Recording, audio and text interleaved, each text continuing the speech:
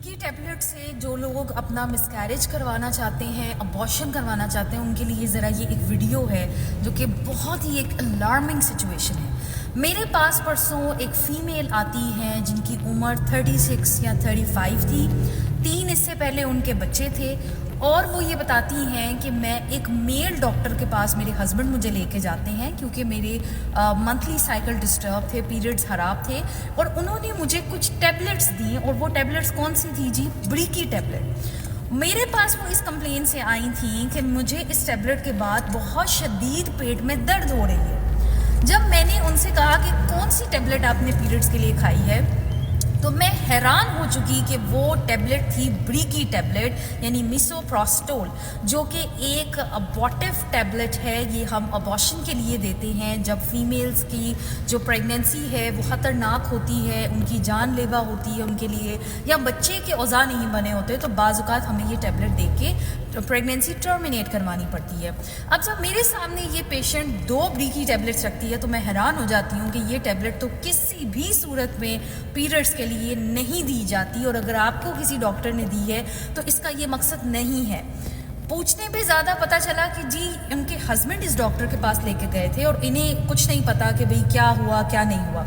मैंने फौरी तौर पे इनका प्रेगनेंसी टेस्ट करवाया, खून के अंदर बीटा HCG, और आज उस रिपोर्ट को देख के मैं हैरान थी कि इनकी 7 हफ्ते की प्रेगनेंसी थी और उन्होंने 2 ब्रीकी टैबलेट्स खा भी ली थी, ये सोच के जस्ट बिकॉज उनके हस्बैंड किसी मेल डॉक्टर के पास लेकर गए और उनके हस्बैंड ने उन्हें नहीं बताया कि उनको पता चल चुका होगा या जो भी हिसाब है, दे बेटर नो वेल कि क्या मसला था, कि उनके हस्बैंड को पता था और वो इस तरह करवा रहे थे। अब इस औरत को शदीद पेट में दर्द हो रही थी। मैंने फौरी तौर पे इनको कहा कि मैंने उन्हें कहा कि ब्रीकी टैबलेट को तो आप बिल्कुल बंद कर दें, आपकी प्रेगनेंसी 7 हफ्ते की है। मैरिड कपल्स जब मेरे पास इस तरह की लेके आते हैं, मैं जानती हूँ कि प्लानिंग करना, प्रेगनेंसी प्लान करना is a very big part. It affects your family, it affects your life. लेकिन हमेशा मैं कहती हूँ कि जब एक ज़ात एक बच्चे को, एक जान को दुनिया में लेके आना चाहती है तो आप या मैं नहीं होते उसको रोकने वाले।